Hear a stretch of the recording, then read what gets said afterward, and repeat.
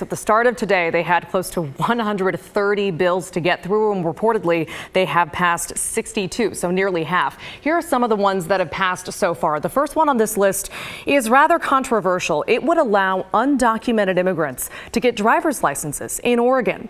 This goes to the governor next. She's expected to sign it. If and when she does, we'll be the 14th state to allow this.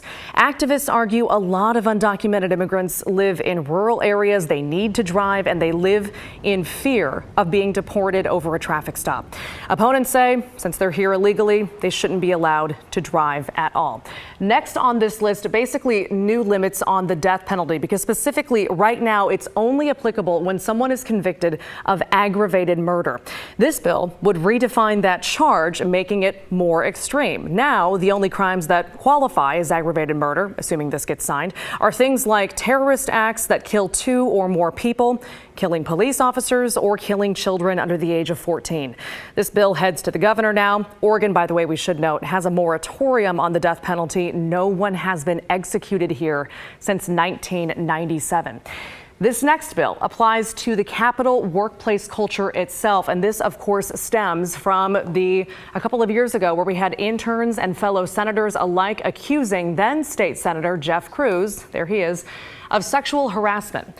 As a result, he resigned, and the interns sued, claiming that leaders at the Capitol could have done more to protect them.